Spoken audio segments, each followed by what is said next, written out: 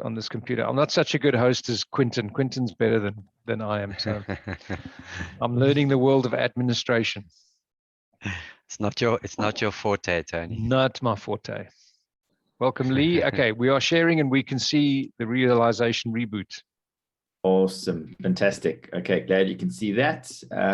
What I am going to just share in the chat, if I can just find the chat bubble again. So I'm just going to share two documents, which I will refer to in the talk. So just so that everybody's got them, you're welcome to obviously use them, and I'm going to refer to them throughout the talk. It's a little bit more sort of interactive as well, but maybe let me just add on to what Greg had said. So it's fantastic to be here. My name is Lloyd Ripley-Evans. I am a psychologist. I am running a private practice, but my focus there has been, or my time in that space has reduced significantly because I recently started a position at a global employee wellbeing company called Plum. And in that space, I'm heading up the Plum Academy, which deals with all psychoeducational content, training, and workshops, which is really right up my alley, which is very exciting.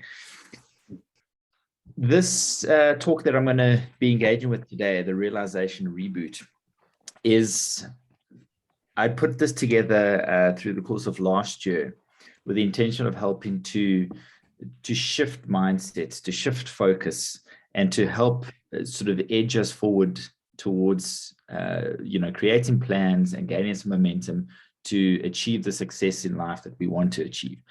And through this, I'm hoping to share some simple considerations that can help shed some light on some of the blockages that you might have, some of the challenges that you might have, and this can obviously apply to any area of your life. And you're going to see sort of underneath it all, I know the title of today's session, I think that it changed, it includes wellness and well-being. And that's really, really important because at the core of what I'm going to be talking about is our own well-being. It's how we are within ourselves. So I'm going to be sort of connecting the dots there. But just to get the process started, you're welcome to connect. You can just scan those. They will be on the screen at the end of the presentation as well. So my private practice and consulting space is called Redefine, where I seek to cultivate human potential. And Greg mentioned the book. So this is the first of my books. It is available on Take-A-Lot, so you can print it. It's on Smashwords as well as on Amazon. So if you're interested, we can touch base afterwards.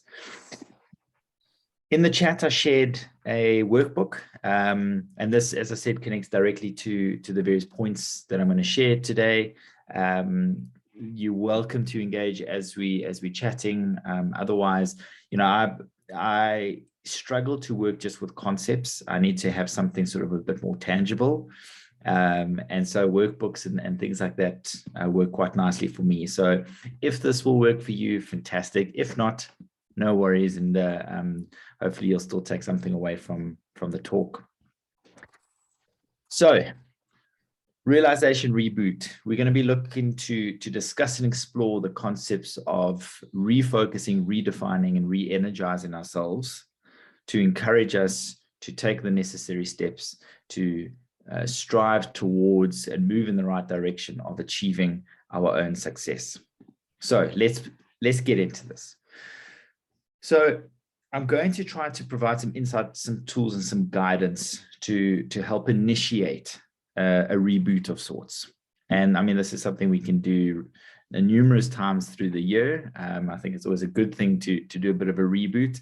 In fact, just before the talk, I just rebooted my computer because sometimes we just need that to sort of shut down some of those background tasks that aren't quite helping, slowing down, delaying, and it's creating that lag. The same applies to us as human beings.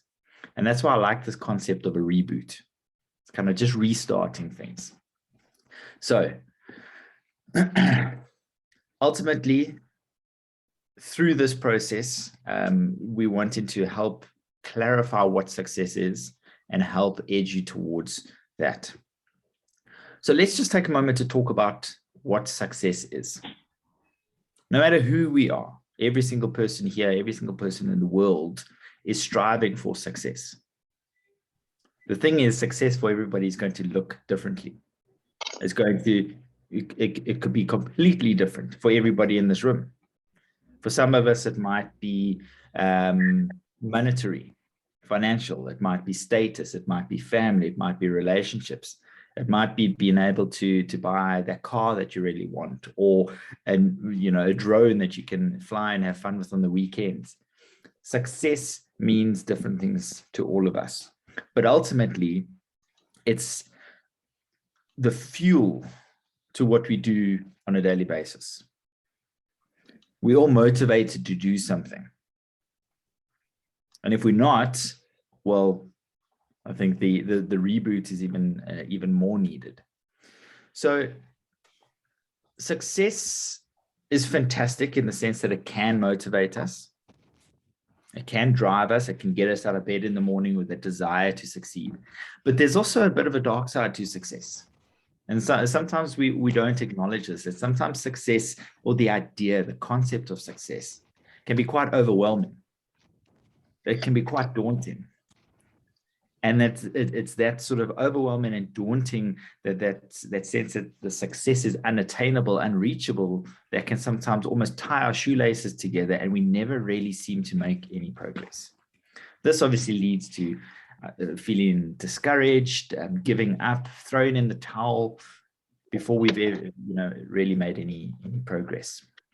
And sometimes in those situations, it's easier not to try and not to succeed than to try and not succeed. Now, with this, sorry, it's just a little background noise. If I can maybe just ask or just double check that your mics are on mute, please. Thank you. So with this idea that we've sort of got these two sides of success, we can almost imagine that there's a little bit of a continuum of success. And all of us are going to feature somewhere on this continuum, where for some people, success is going to be seemingly unattainable, so far out of reach, and they're way off on the one side of the continuum. For other people, success seems to come really easily. They always seem to just be landing in successful spaces.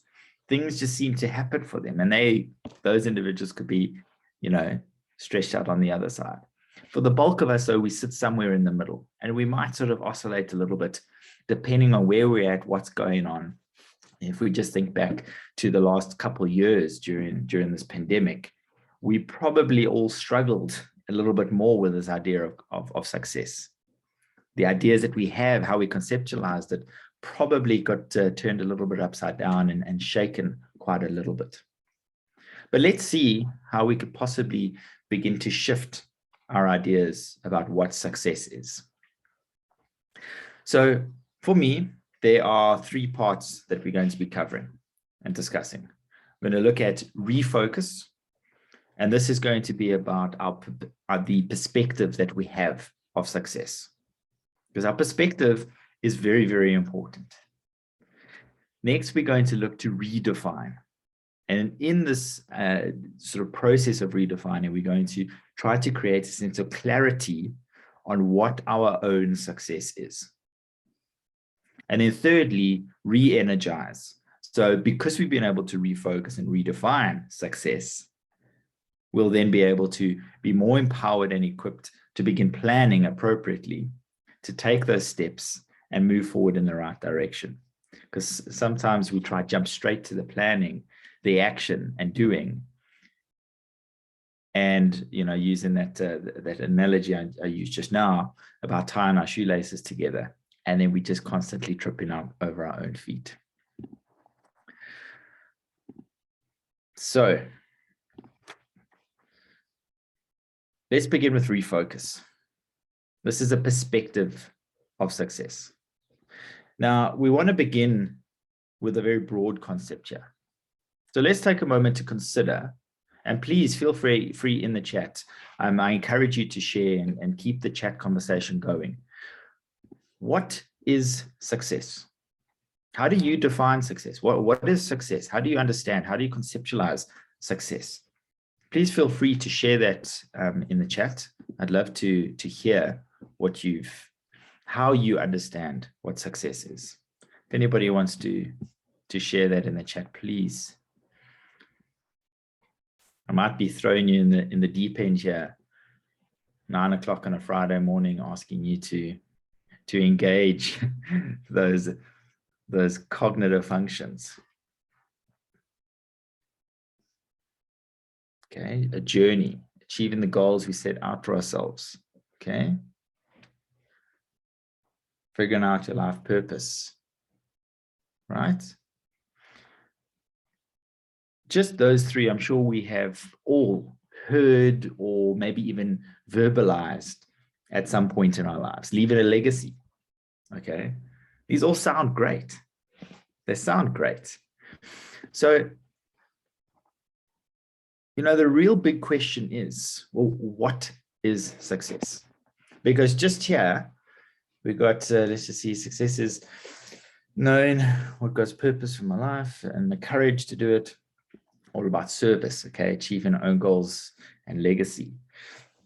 We can see a few different things coming up here.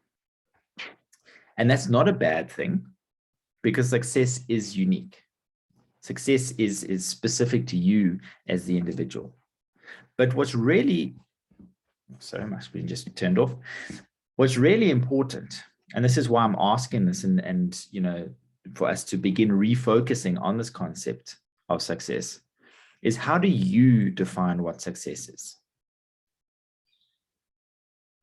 What is important to you with regards to success? When was the last time that you thought about what success means to you? Because so often we just got this carrot dangling in front of us that we're moving towards, we're striving towards, but what does it mean? Why are we actually doing it? Successful work-life balance, as I just jump back to the chat, realization of a worthy goal, okay? These absolutely all relate to some form of success. But what's really important here is to consider yourself. You are at the center of this. It's you who has to do the work to achieve these things, this worthy goal, this successful work-life balance. You're the one who's doing it. And so this needs to be something that you can relate to, that you can connect to. Because if we're striving towards success, or the concept of success that we don't quite connect with, and I'm sure we've all been there at some points, it's quite easy to become a bit disillusioned, disconnected, and disengaged.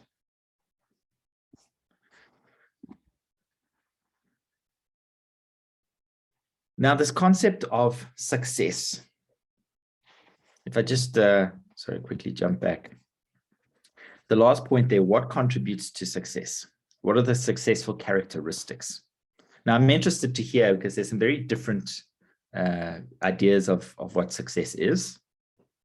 I'd like to just get a few comments in the chat in terms of what do you believe contributes to success? You may have been given a hint from the slide I jumped to. But what do you think are the characteristics that are required? What contributes to success? Consistency, right? I like that one. Grit, okay, I suppose consistency ties in a little bit with grit. Okay, sense of clarity. Focus, discipline, resilience, sharing your knowledge, belief in your goal, dedication. Okay, awesome, great stuff there. So this word cloud that I've got on the screen now, this lists some of the characteristics of successful entrepreneurs from a study that was done in the US and Canada. And I think, what was shared in the chat, pathway to preferred future satisfaction. So there's a little bit of overlap in terms of what was shared and what the study had identified. But I'd like you to just take a moment to carefully look at some of these words. And what sort of becomes a little bit more clear is that these characteristics of success, these things that we need in order to achieve success, are not really things that we can learn in a classroom. Yet how much time have many of us spent in school? And so much pressure, so much focus is put on, do these formal learnings, formal teachings, degrees, certificates and whatnot, because if you don't have that, you can't succeed. So much of that is deeply entrenched in our psyche. But the reality is, and what you shared in the chat, so much of that can't be taught in a classroom of any description. We learn these things through life, through experience. Now, there are numerous articles that speak to this idea. That, for example, a recent article that I read was speaking about, while the lack of business knowledge, there's kind of formal knowledge, and the skills are some of the factors that there might be failure. This was speaking specifically to the SME space. Another contributing factor significantly was the idea of self-knowledge and development. Because if we don't know ourselves, well, we're going to find it difficult to place ourselves in the world. We're going to find it difficult to manage ourselves through hard times and difficult times. And so I'm highlighting these concepts or these characteristics for us to take a moment to refocus within ourselves. If we're wanting to achieve those goals, all those things that you shared in the chat, if you're wanting to achieve those, they don't just happen. And it doesn't just happen through sort of a blind hard work. There's other things that are required.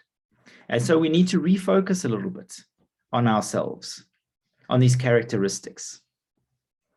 This is really, really important.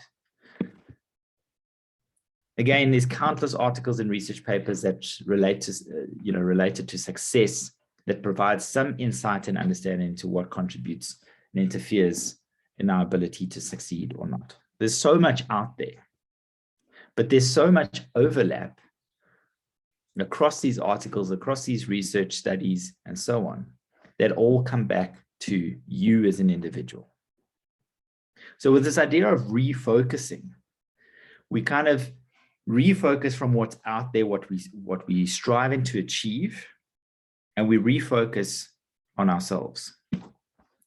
Now, in the workbook, there is a little activity, activity 1.3, that you can engage in an attempt to sort of help create a sense of refocus. And I do encourage you to do that when you've got some time. But now, considering these characteristics, what becomes clear to me are that these characteristics are far less about education and business and things in that realm, and far more about these two sort of core concepts that relate to actions or decisions that we take, or our ability to do so, and the relationships that we have, create, and nurture. If we just jump back to these characteristics, if we really consider them, they ultimately relate to these concepts, the things we do, and the people or the relationships and dynamics that we create around ourselves. And when we start to look at things this way, we're starting to think a little bit differently. It can become a little bit less overwhelming at this concept of success, of achieving, of creating greatness, of making, these ideas and concepts a reality. Because now we started to shift things in this perspective away from things that are out of our control to a large degree to things that are in our control. we consider our actions and our relationships, well, that's right here in my hands on a daily basis. And so the whole idea here is to help feel more empowered with your ability to start facilitating positive change. So let's move on a little bit now to redefine. As we attempt to create a greater sense of clarity, and somebody mentioned clarity in the chat just now, with regards to our own success. Previously, we refocused our understanding of what success is. Now we're looking to shift the focus to be even more specific to you and your own success. So we started out broad, and we're now sort of bringing it in closer to home. So let's look at what success means to you specifically. Again, if you've got a pen and paper, I encourage you to write down some ideas, some thoughts that pop into your mind. If you want to share it in the chat, please do. So what is success personally? There might be something deeply rooted in this idea, this concept of success. It's critical that we are able to define what success is, what it looks like, because everything in the chat. So for example, let me just jump back. Ability to impact others in productive, meaningful ways. Okay, it sounds great. But what does that look like to you as an individual? What does it feel like? Because it's very difficult to try and achieve something that's a little bit sort of removed from us. So what you're trying to do here in this redefinition part is make it more tangible for you. So the ability to impact others in a productive, meaningful way. What does that mean? How will I know I've achieved that? Because we could all have the same idea or concept of success in this room, but it's going to look and feel differently. How do I know that I've impacted a person in a meaningful way? Is it my own perception of it? Is it through feedback? Is it through recognition? Is it through various accomplishments that we as a group make? Or what does it look like? Because this is ultimately sort of beginning to ask, we need to start asking the question of, well, why is this so important to me? Why is this so important to me? Because it's your why that fuels your motivation to achieve. So beneath or behind each of these ideas or concepts, definitions of success, you're going to have a why. I'm sure you've heard, Simon Sinek speaks of, the why is probably most famously associated with him. But I love this why question. I use it all the time. I find it one of the most valuable questions, the most valuable words, particularly, within my profession in terms of engaging and supporting people.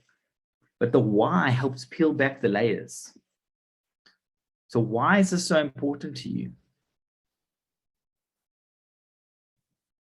For example, if success for me is owning a successful business, but I can't quite clearly, coherently, and concisely explain why, then I may be trying to achieve someone else's idea of what success is.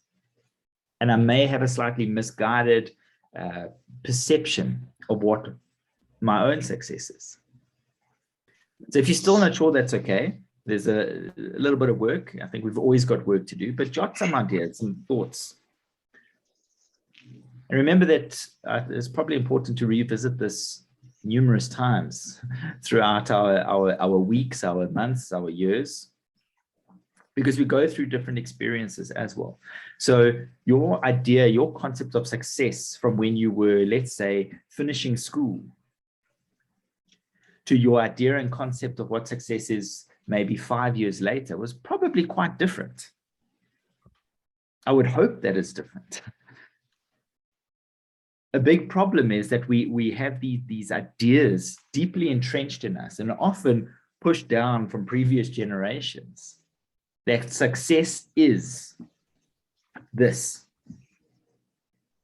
And then we start trying to follow somebody else's blueprint. But we don't quite know why we're struggling, why there's this conflict within us.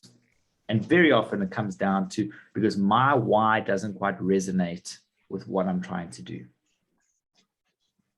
So you can use the activity in the workbook to work through that. And yeah, I mean, I'd obviously encourage you to use this. And so we ask that question of what is success to me? And again, emphasizing the why. Now, if we take a moment to consider the decision-making in relationships, we can shift our focus to these sort of these core factors, again, namely our ability to act and make decisions and the relationships that we have with others, and most importantly, with ourselves. In my practice and in the work that I do, every engagement I have, the conversation steers back to the individual. Because in your life, you are the epicenter. Nothing knows, and it's a little infected. I booked Sean to go see the doctor, but it's only going to be at 5. Sorry, can you just Tony, can you mute the chase, please? Oh, you got it.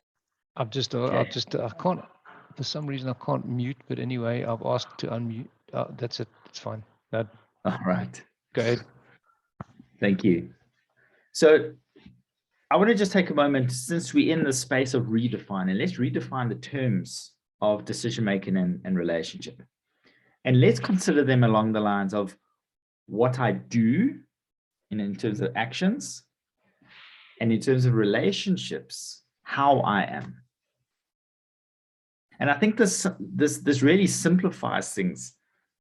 These two concepts that can be quite distant, now we get right to me as an individual, what I do, or maybe what I don't do. Maybe there's inaction, indecision. And what I really love about this idea of how I am, because that shares a lot of insight into how I am with myself. Do I trust myself? Do I respect myself? Do I communicate well with myself? Do I work well with myself? And following from that, how am I with others? Am I genuine? Am I kind? Am I supportive? Am I caring? Because this relates to a lot of what's been shared in the chat. The things you do, so what I do and how I am. If you just scroll back through the chat, you'll be able to connect the dots between those. And so I'd like you to consider that. So what I do is not just about the big actions and decisions. It's the day-to-day actions that I take too, the choices that I make, the choices that I have made. What's really, really important with this idea of decisions and choices is that, as I'm sure you're aware, but sometimes we forget that actions have consequences. And we need to be comfortable with this concept of cause and effect in life. Because every single thing that we do has a consequence. Even when you choose not to do something, it's still doing something. And every action has a consequence. And if we are not comfortable with that, we're often going to be pointing fingers and blaming. So the whole idea here in this redefining is to help redefine and putting you at the epicenter. Now consider this for a moment. You may have heard the story. This relates to the Facebook. And Joe Green was the former roommate of Mark Zuckerberg, who, as you know, is the obviously owns Facebook.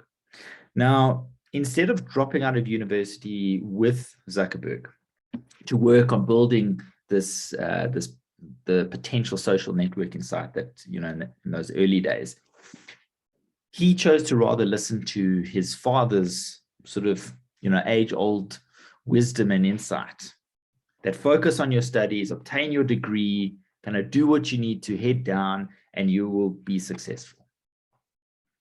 Well, he never realized in that moment that that rational decision would eventually cost him a significant stake in, over a $10 billion business.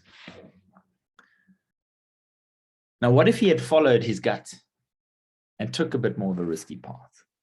Would have been an entirely different story for this young man. Now, the point here is not to just say take the risky decisions, absolutely not. But the whole point here is that actions have consequences. So even in times, those rational, logical decisions may not be the right decision for us in that moment. And on that point, how do you ensure that you make the right decision and choice all the time? What is the right decision? Is there such a thing as a right choice or decision? I think we like to believe there's a right choice to make. But the reality is that all of us here in this room will have a different view and opinion to some degree if we had to make a decision. And so what that highlights is that there's no real right answer, but rather we consider what is the best decision for me. So we're going to almost kind of chuck out the concept of right and replace it with best. Because there will always be different opinions. And if we constantly trying to wrestle with this idea of what's right, whether it's just you and yourself, or whether it's you and a business partner, husband, a wife, whatever the case is, if you're trying to look at what's right versus what's wrong, there's always going to be this conflict. We often struggle with that internal conflict quite significantly. But things can change drastically when we just shift the focus from what's right to what's best. Because that best gives us a little bit more flexibility. It enters us into a little bit more of the gray space.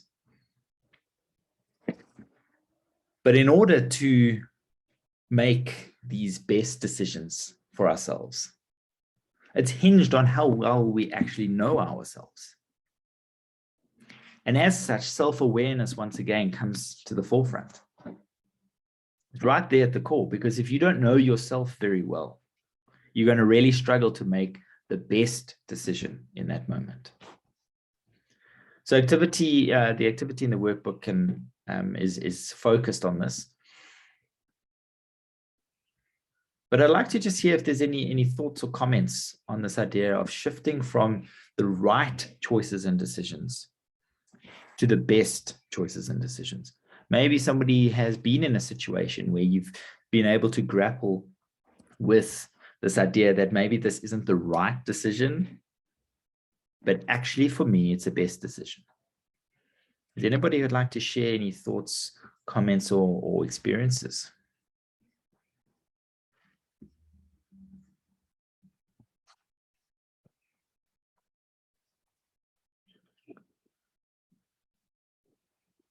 The wise thing to do, right? Thank you, Lee.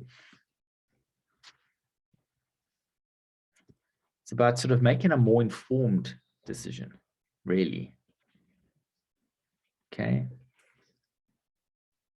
Shifting from the right to the best. Fantastic, Jeff. So let's now shift the focus a little bit. And this is sort of moving to my favorite part. I'm absolutely passionate about relationships, working with relationships, understanding them, deconstructing them. And I'm so passionate about this because I feel that this is the most critical part very often. How we are and the relationships that we have will contribute to what I do. So how I am contributes to what I do. How I am refers to the relationships that we have. How you are in those relationships includes relationships with all individuals, couples, groups, businesses around you. But as I mentioned, most importantly, the most important relationship that you will ever have in your life is your relationship with yourself. It is the only constant relationship through our lifetime. It is the only relationship that is ever present for us. So in the workbook, there's a few activities that you can work through on this, but let's focus on how I treat others and how do I generally think about and treat myself. So this is sort of talking about the engagements that we have. Now, why is this such a critical question that we should regularly ask ourselves? Now, however you respond, your answer is reliant on your self-awareness. Once again, self-awareness is right here at the center. But we need to be able to connect the dots between what or how we feel with our ability to think and act. So we're trying to connect the dots between sort of who I am as an individual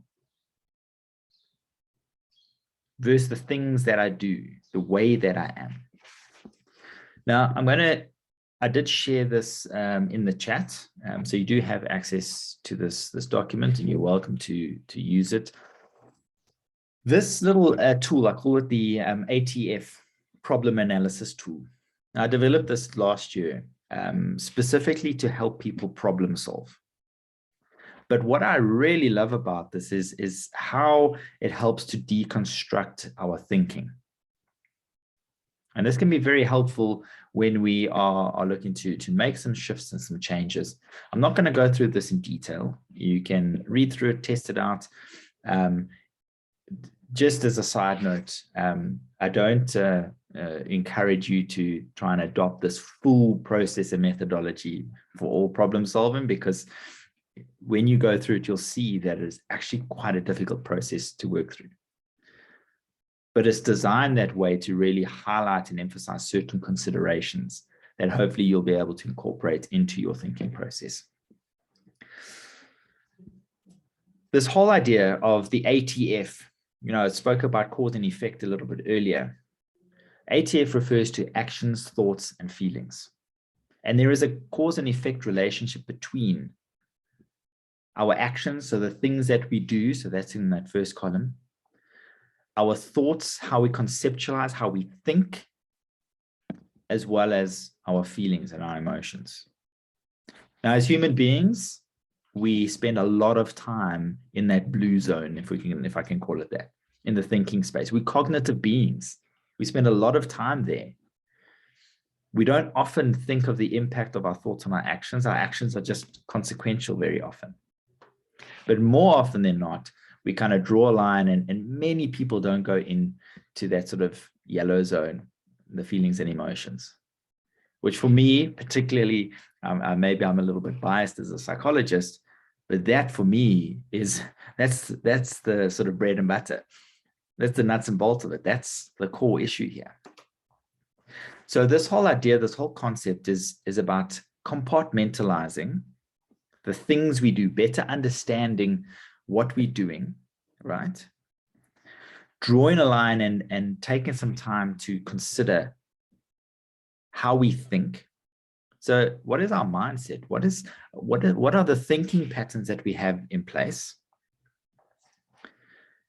And then, and this is probably the hardest part of this, is drawing a line from the thoughts and going into the feelings. What so many clients do when I start talking about feelings, they say, yeah, I think I'm feeling this. I think I'm feeling that. And what they're doing is they're actually staying there in the thoughts process, in the cognitive space, and not going into the feeling space. Because if you have to say, I think I'm feeling this, you're still up here, not here. And so I challenge you to work through this, to try and identify the actual feelings involved. It's hard. It's really hard. This whole idea is about trying to empower yourself so that you are more aware of what's going on for you, so that you are more equipped and prepared to make changes. So for example, if you've got some underlying insecurity that's sitting in the feeling space that you haven't really quite engaged with, and it's sitting there and contributing, it's going to be impacting the way we think. It starts determining the way we think and process information. And then our thoughts ultimately contribute and to a large degree dictate how we behave. Jeff saying what I think and feel affects what I say and do. Absolutely. Absolutely. I do try to emphasize separating the thinking and feeling though, because otherwise we merge it together and we stay in the safe space where it's far easier to think about our feelings than to feel our feelings.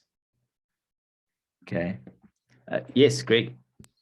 If I might chime in, the Stoics believe that, we need to separate our thinking brain and our feeling brain to such an extent, and it's actually quite a useful exercise. It's like, I'm angry. No, I'm not angry. I feel angry. How does that fit into this last thought that you just expressed in terms of, because we also make too many decisions based on how we feel rather than actually thinking logically through the problem. So I think where we sometimes make decisions based on feelings is when we are not fully aware and conscious of the role that the feelings are playing. So I'm feeling anxious. Okay, I might be able to recognize that I'm feeling anxious, and because of that I hesitate or I don't make decisions or whatever. So we can sort of connect the dots a little bit, but the problem in that is that we're almost too far removed from the real feelings and thoughts. So engaging in these thinking processes, when we become a bit more comfortable with them, because they can be quite prickly processes in the beginning, what it starts to do is highlight and emphasize, so particularly in that feeling space, what's really the feeling going on?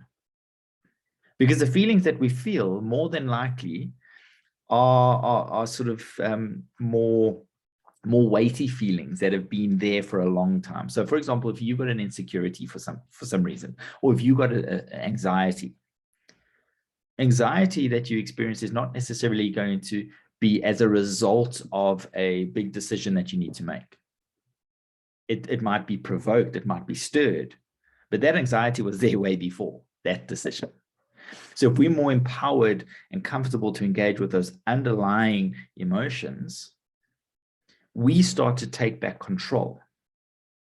We become more empowered so that those feelings can contribute to the decisions we make as opposed to determining the decisions we make, if that makes sense.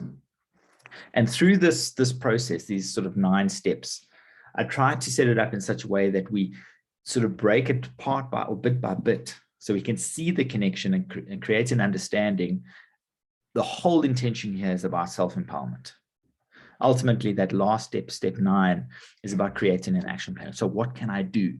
And that what I can do, that action plan, is a deeply informed, personally informed action plan.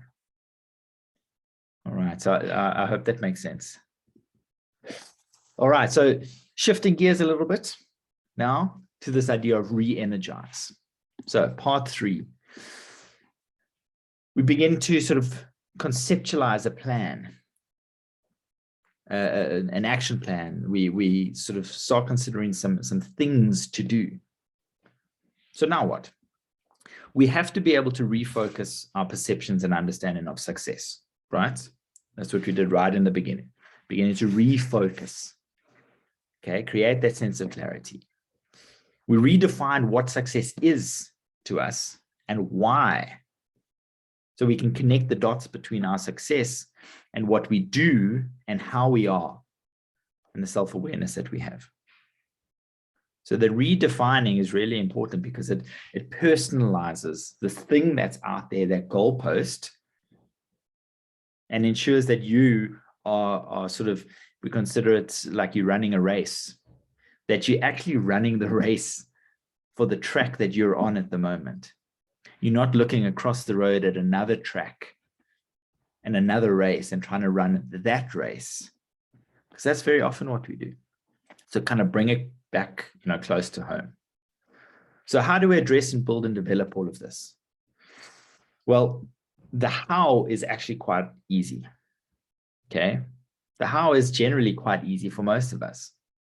I'm sure that we've all done some form of self-development or self-exploration activity at some point in our lives, right? The internet is overflowing with so much that we can do, so many activities that can develop the sense of self-awareness. But, and this is often why I try to avoid referring clients of mine to resources out in the world on the internet, because there is so much out there. There is so much out there. But if there's so much out there and it's sort of so easy to do, why is it that so many of us circle back repeatedly? We go through hard times, difficult times, we do these self-developments, we feel good for a while, and then what happens? We kind of circle back.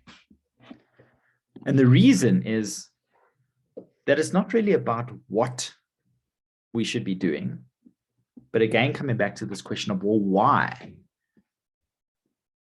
So we've been asking kind of the wrong questions in terms of what do I need to do? No, it's why do I need to do this? So instead of asking how I can fix something, how I can change something, how I can develop it, we first need to be asking the critical why. Why do I act or behave a certain way? Why do I do certain things? Why do I make certain decisions? Why am I the way I am? Why do I treat people the way that I do? Why am I so critical? Why am I so harsh? Why am I so optimistic? Why? Because when we start to ask the why, we start to peel back the layers, as opposed to just trying to find an answer and a solution that might not be appropriate to you. So these why questions often lead to the what questions. So if we understand why we're trying to sort of change things, adapt things, develop things, we're far more equipped to start asking, right, well, now that I better understand that, what do I need to do? So we want to try to put that why question first. For example, what is the problem that I'm actually addressing? Sorry, just as I gather my thoughts here. So we need to ask and better understand the actual problem. Is there an insecurity beneath the surface that's actually contributing to the problems? Because if I'm just trying to maybe be more confident, there's so much you could find on the internet about confidence, developing confidence. You could do it. But if you don't address the underlying issue, guarantee you, and I see this time and time again with clients, you address an issue, a surface sort of issue, a consequential issue, we loop back around to the same problem time and time again. So this is really, really important. Ask the why questions to equip yourself to better sort of ask those more focused what questions. So I'm going to start wrapping up a little bit now. Success is something that we all desire in some shape or form. It's going to be unique to each of us. So we each need a unique plan of achieving success. It might be family success, it might be business success, it might be personal success, whatever the case. But we each need a personal plan, not something generic, nothing off the shelf. But we cannot plan if we don't know exactly what we're planning for. And so through this whole process, what we have worked through today is we are sort of allowing ourselves to consider our own unique context. That's a starting point. At the moment, I can just see 9 faces on my screen, but there are 9 different unique contexts. Not one is the same. So context is really, really important. Now, with context comes this idea of perspective. We refocus our general concept of success to help provide a greater sense of perspective and give us that initial sense of direction. Because we've got different contexts, the direction we need to be moving is going to be different. So perspective is really, really important, but that follows on from this idea of context. Following from that, we sort of redefine our own success and the sort of unique contributing factors, helping to provide a greater sense of clarity. Now, the more clarity we have, the more we can sort of specify goals, concepts, thinking, what we need to do in that moment, in that space. And all of that is obviously ultimately necessary for the planning, because we can't take action without planning. Again, I see this so often where we know there's a problem and we jump straight to the action. We try and address, we try change, we try do or undo, but we haven't quite planned it. And so we often sort of circle back and repeat the same issues. So by working through this process, clarifying that context, sort of redefining and sort of refocusing to gain that perspective and that greater sense of clarity, for every single one of you, you're going to be far more empowered and equipped to create an action plan and take actions to facilitate that change, that positive change that you want. All of this might be sort of completely focused on personal growth and development. It might have nothing to do with business, entrepreneurship, or anything sort of outside of you. And so we can apply this to all aspects and spheres of our life. I do encourage you to take some time to just sort of revise or work through that workbook and some of the activities. Some of them you might find quite tricky. That's good if we get stuck. But don't be disheartened if you can't answer questions or if you find it really tricky. Go back, revisit it, maybe work through it with somebody, a friend, a colleague, because ultimately this is all about you, yourself, your growth, your development, and ultimately your overall well-being. So I'd like to thank you for your time. I know we are nearly on the hour. I hope that we've been able to stir up some thoughts, sort of shake that internal tree a little bit. If there's any questions that you have, Greg, Tony, I'm sure there's a little bit of time for some questions. I'm happy to chat. Yeah, guys, if there are any questions, I understand it's almost 10. So those of you who need to drop off, just drop off. Thank you very much for guests for coming through today. And nice to see you all and welcome and all the rest of it. Lloyd, thank you very much for your time and your wisdom. And I think there's lots to share there. We do record the session, so for those who are members of Next Level, we will be putting it on our usual channels.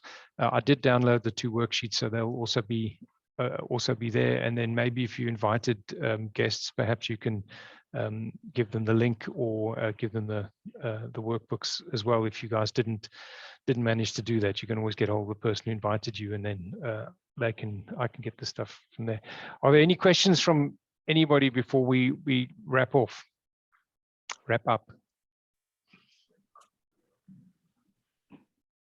All being very quiet today. Lots to think about, I think. Tony, we have to think Just a first. question. I didn't. Maybe I missed it. Where's the link for the workbook? I'll send it to you, Lisa. It was put on the chat right at the very top. You can, if you scroll to the top of the chat, Lloyd stuck it on right at the top there. There's 2. Perfect. If you click on them, it'll save it to your desktop or whatever. Okay, cool. I'll check there. Thank you. I just added them again, just in case somebody doesn't have full access to the chat. But there they are again. Yep. And if you do a QR code scan on the okay, well, what was there? Gone.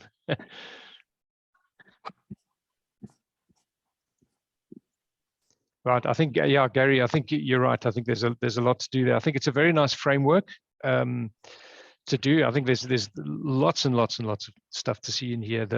I love that. Why is it important to me? It's one of the best exercises I ever did when I went through coaching. Was my coach got me to pick a word. I don't know, money, family, business. I don't know, success, Chiswick, and then just ask the question, why is that important to me, and write down a word, and then say, why is that important to me, write down a word, and just sort of mind map that until you eventually got into a circle, and that word led to a word that you'd already said, and you're okay, all right, good. So that's the answer. And out of that lot, and it's a great exercise. Out of that lot, I did that with certain keywords which are really important to me in my life. love, for example, or whatever like that, family, whatever. Out of that, I ended up with 5 or 6 really key things, which sort of defined that for me quite nicely. And then you did another area of life, and it was interesting to see how many of those things overlapped. And it really solved a lot of those whys. Gary. Lloyd, just before we all go, the one thing I think we need to, maybe you can give us some advice on, is the framework of making decisions. And I think a lot of us either take too long or make a decision too quickly, and we don't understand the gravity of our decision. And the counsel I had was the framework that you go through it. What advice would you give us is to build a framework of decision making, seeing that it's so important to everybody? So I think with decisions, so number one is, I think, to reflect personally on how we make decisions. So we've always got to have a starting point. So, for example, Gary, how do you make decisions? Do you make them do you take time, or do you make them a little bit more sort of impulsively? Do you rationalize? So we've always got to start with a starting point, because then we know what we're working from. So, and that's what we live. Then I suppose the question is to consider, right, well, how do I believe this is helpful or not helpful to me? Because again, if you've got a relatively good, solid mechanism to make decisions, is there a problem? So it's only if we recognize that there's issues that we need to address. So maybe I am taking too long to make decisions. Okay. Because by identifying those challenges or those roadblocks for us, we start to identify some problems that we can focus on. Because the problems are more than likely not related to decision making, but other things sort of associated. It might be fear of failure. So there's an anxiety and insecurity sitting beneath the surface. So if we know what the starting point is, and we can identify some of these challenges, but also strengths. Okay, we also identify the strengths. It then empowers us to sort of work through that process of saying, right, so what do I do currently? If we use in that ATF process, focus on what I do, draw a line, and then focus on how you conceptualize. So what is your thinking pattern? What is your mindset? Do you have an abundance mindset? That's just, okay, well, I'm making decisions based on this abundance that I'm feeling is out there, and actually maybe that's not helpful sometimes. So again, that's hugely empowering. And then looking at the feelings, because again, decision-making can be really difficult for some people.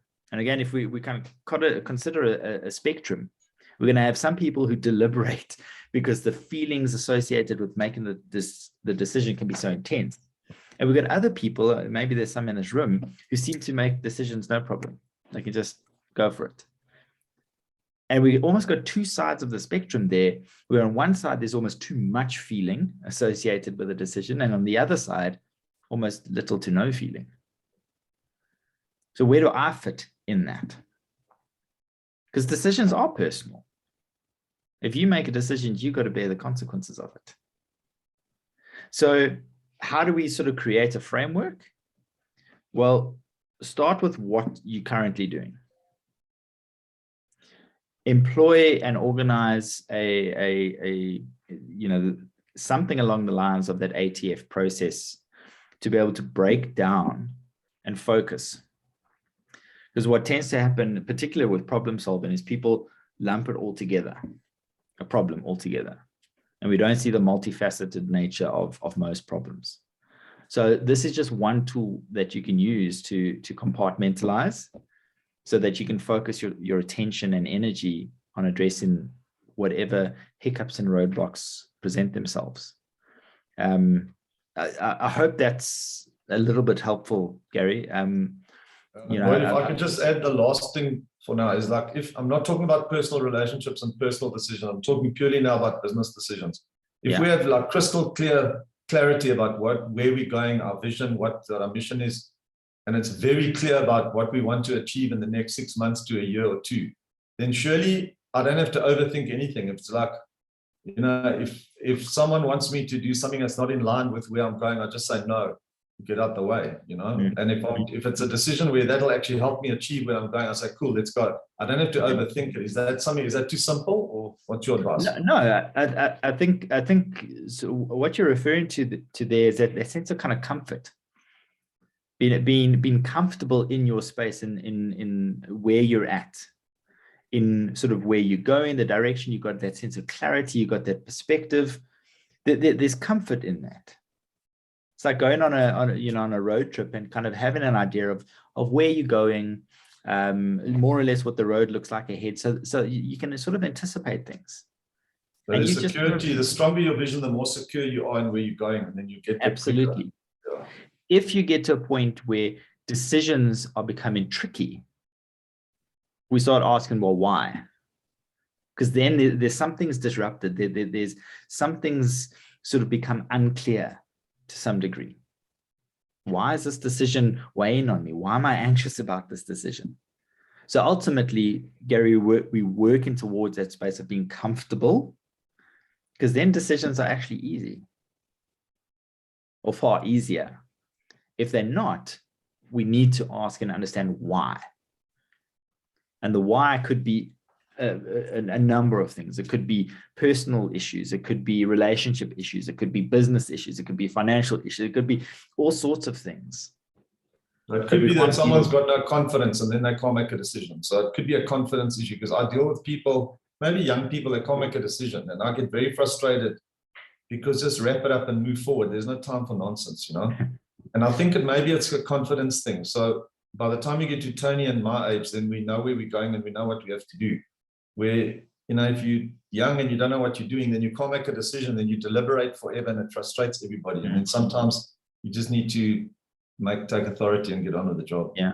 And just to that point, Gary, there might be, so if we look at the sort of the mind, the thoughts and the feelings, just those two components. So confidence could interfere in our ability to make a decision because we're unsure within ourselves. But it could also be impacted by our mindset. Maybe we've never actually, I've worked for a long time in the educational space, working with children and teenagers. And for a large part of a child's life, they are not taught and empowered to make decisions. Decisions are made for them.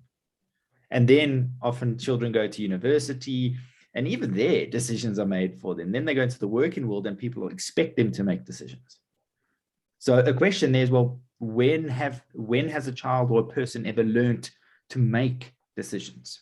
Isn't that the problem with all the millennials nowadays, is they can't make a decision because they just get an award for everything? But again, there's a broader systemic issue.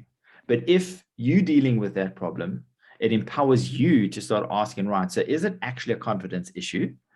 Or is it an inability, a skill issue? Because decision-making is a skill. Planning is a skill. Organization is a skill. And so many of these skills aren't taught at school. I think it comes back, and I'll stop now. The last thing is, like, so I come out of construction. So there's a drawing to build this building. It's a very simple decision where to put the wall. You do it in line with the drawing and get on with the job. Don't think about it, do your work. So I think if you have clarity in what you want to achieve and the outcome, then it simplifies the process, because you know exactly, like there's a blueprint for a building. Don't think too much, just get it done. And I think, so if you're in a creative space, it's different. If you're in a more project management space, you're confident, you know what you have to deliver, get on with it. And you may leave some bodies behind, which is always a bit of a problem. We try not to, but and millennials don't seem to grasp that delivery, and then they never deliver anything because they're so busy creating YouTube videos or something. So it's a problem with the younger and the older generation. You know, we just want it done, and the other guys are thinking about the different colors and the different creative. So I see I'm in the creative space, so I see there's a lot of disconnect with the young people that come into our industry and us that know what we're doing and get on with the show. And there's a disconnect, and sometimes we can't work together. Yeah, it's something to maybe assist in amplifying the connection, is to be able to deconstruct or compartmentalize the different issues. Because the issues that you might see in terms of, right, this decision making is a problem, and there's all these other issues related to it. From your perspective, those are the issues. from the individual's perspective, maybe let's say the indecisive millennial, the issues are different. And now what often happens, and we can apply this to most conflict resolution situations, is we've got two perspectives on what both parties assume is the same issue, but you're actually just completely missing each other all the time. So we can't really address the issue. But if you and this millennial are able to agree that this is the problem, we both understand it as focus, it's a thinking sort of problem, or it's a action problem, or it's a feeling problem, then we can focus on that. So I've got to try harder to have more empathy. That's what you're saying. So a starting point is to take the practical deconstructive approach. I don't have headspace for that, Lloyd. You're talking about I've got to sit down and do therapy with all these millennials. There's no time for that. No, but Gary, it's not even about that. It's just about helping you be more focused in your purpose and intention of your engagement with them. So I want them to make decisions quicker, right? But we're growing old. We've got to get things done before we mess around and die, But again, this comes down to planning before the action. We could chat about this for hours, Gary. There's obviously a balance, but sometimes you've got to get it. You pull the trigger and get it done, and that's what I see. Youngsters can't. They just can't do it. Yeah. I suppose the question is back to the questions we asked in today's session is, so as opposed to before we ask what needs to be done to help them make decisions, why are they struggling to make decisions? Yeah. And it could be confidence, like to try and publish a website and everybody's trying to make the thing perfect. And every time you get to the end, it's like, oh, maybe we should change this. Or maybe we did some research. I had a dream last night. Maybe we should change a color. And I'm just saying, push the publish button and get the job done and let's start marketing. And then 6 months go by and we're still trying to publish the website. And you see the problem where if it was me, I would have had it done in 2 weeks. It would have been pretty average. But now it's actually polished. So like there's that. I think the tension is healthy sometimes, not conflict, but tension is good. Yes. No, but again, we could speak about this for ages. But I wish you luck, and hopefully some of today you can incorporate in your engagements with the indecisive millennials. So good luck with that. Thanks. No, there is progress. There is progress. Awesome. That's an interesting topic. Thanks, Lloyd. Thanks very much. I think always, and Lloyd, in all the way through, clarity is what it's all about. So your refocus, redefine, re-energize. You think about it, it's all about clarity. And when you've got clarity in your life, in whatever it is, I need to get fit. Okay, why do you need to get fit? And when you really have that, I saw a wonderful post the other day. I think I reposted it on LinkedIn. A guy called Mark Oates, who I think he's in South America somewhere anyway. He's a wise man, and he put some good stuff. And he said self-discipline is you can never achieve self-discipline. He said, because you're trying to get yourself to do something you don't actually want to do. He says what you got to do is reimagine who you want to be, become comfortable with that, and get absolutely clear that this is what I want to do. And then he says self-discipline becomes easy because that's actually what I want to do. So it's not a matter of disciplining myself to do something and forcing myself to do something I don't want to do. And I don't know if anybody's ever been through smoke enders, but that's the base of the program, is they don't force you to give up smoking. They get you to a place where you want to give up smoking, then you give up smoking.